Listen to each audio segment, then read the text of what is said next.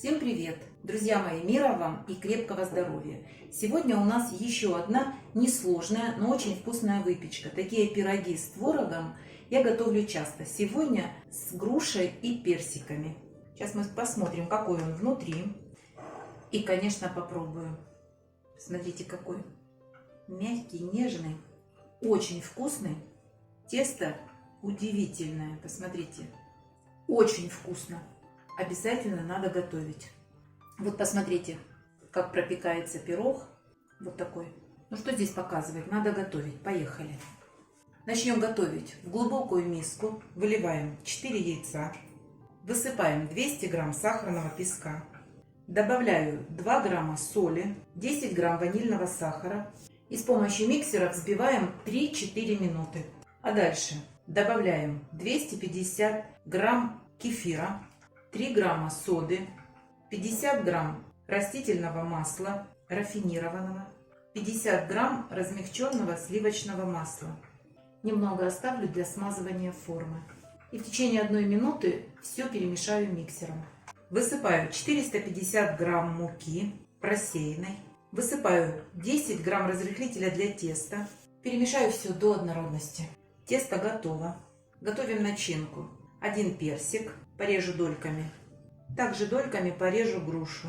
Друзья мои, я взяла пачку творога 180 грамм 9% и пачку творога зернистого 200 грамм 9%. Все хорошо перемешаю. Можно протереть через сито, можно пробить блендером, а можно оставить небольшие крупинки творога. Все зависит от вашего желания.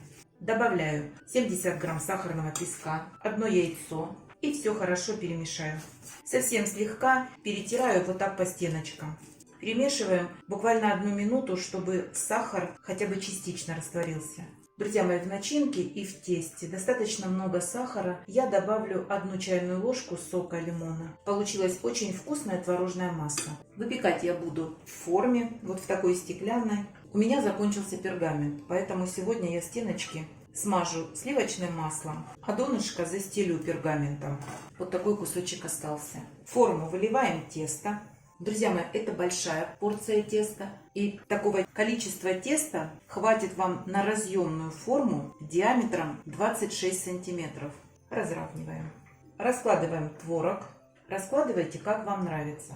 Можете раскладывать, как я. Можете раскладывать точечно островками. Вот как вам захотелось, так и разбросайте творог. Духовка у меня уже разогревается на 190 градусов. А творог можно вот так немножечко как будто утопить в тесто. И начнем раскладывать фрукты.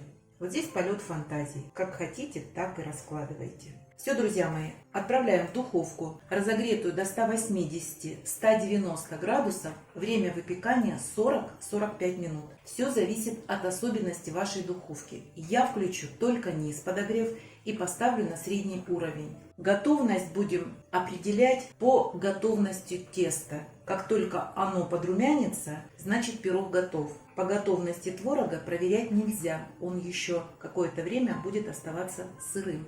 Пирог готов. Выпекался ровно 1 час. У меня форма 20 на 30 сантиметров, и этой формы было мало. Поэтому имейте в виду, если будете выпекать, то форма должна быть больше, чем 20 на 30 сантиметров. Высота большая, и выпекался он чуть дольше положенного времени. Готовность определяем деревянной шпажкой. На выходе она должна быть сухая. Творог не проверяйте, потому что он может быть еще влажным.